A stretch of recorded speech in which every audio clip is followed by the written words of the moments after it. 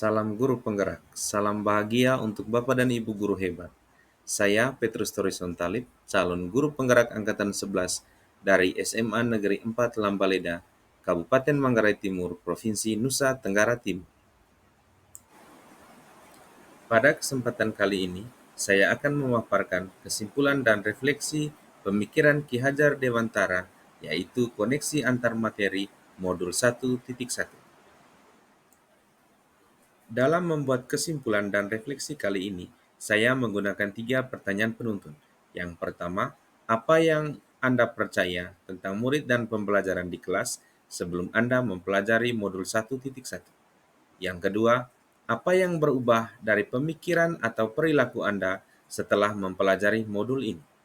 Dan yang ketiga, apa yang dapat segera Anda terapkan lebih baik agar kelas Anda mencerminkan pemikiran Ki Hajar Dewantara?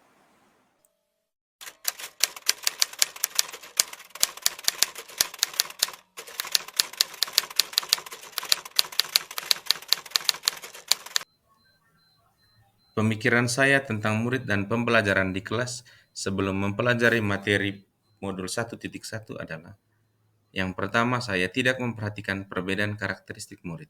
Saya berpikir bahwa setiap murid memiliki karakteristik yang sama, begitu juga dengan cara belajar mereka. Dan yang kedua, pembelajaran masih bersifat teacher center. Guru lebih mendominasi pembelajaran. Siswa hanya bertugas untuk mendengarkan penjelasan dari guru dan membuat catatan kecil tentang penjelasan dari guru.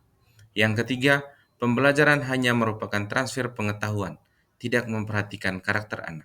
Dalam melaksanakan pembelajaran selama ini, saya hanya fokus mengajarkan tentang ilmu pengetahuan yang mereka dapatkan dan tidak memperhatikan bagaimana perkembangan karakter mereka dan aspek-aspek penting lainnya seperti afektif, psikomotorik, sosial, dan budaya dari anak.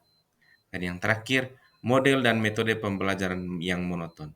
Saya cenderung menggunakan model dan metode pembelajaran yang sifatnya tidak berubah-ubah dan tidak disesuaikan dengan kebutuhan dan karakteristik murid.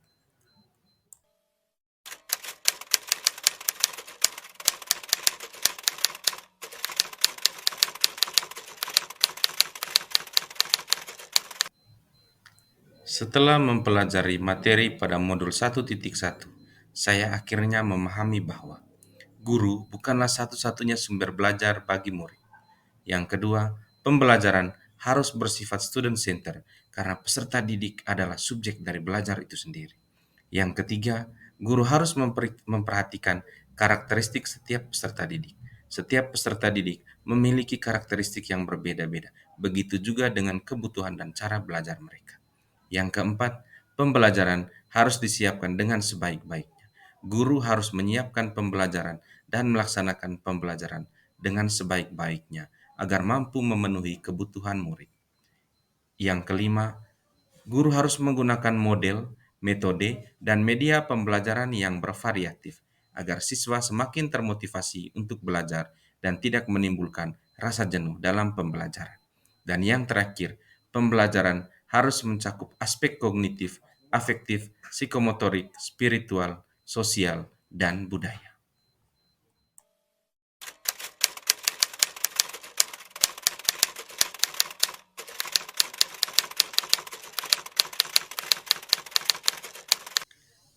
Yang akan saya terapkan dalam pembelajaran di kelas untuk merealisasikan konsep dan pemikiran Ki Hajar Dewantara tentang pendidikan adalah: yang pertama, merancang dan melaksanakan pembelajaran yang interaktif dan menyenangkan. Pembelajaran yang menyenangkan tentu akan membuat anak didik menjadi bahagia dalam mengikuti pembelajaran dan mereka akan semakin termotivasi untuk belajar. Yang kedua, melibatkan murid secara aktif dalam pembelajaran. Pembelajaran harus bersifat student center, di mana siswa menjadi pemikir yang aktif dan pembicara yang aktif, sedangkan guru hanya menjadi fasilitator atau menjadi pembimbing untuk mengarahkan pembelajaran. Dan yang terakhir, menerapkan konsep merdeka belajar dalam pembelajaran. Siswa harus merasa merdeka dalam mengikuti pembelajaran agar mereka merasa bahagia dalam mengikuti pembelajaran. Ada beberapa poin penting yang dapat saya simpulkan dari materi 1.1. Yang pertama, pendidikan adalah menuntun anak sesuai dengan minat dan bakatnya. Yang kedua, menuntun anak harus memperhatikan kondisi lingkungan dan perubahan zaman.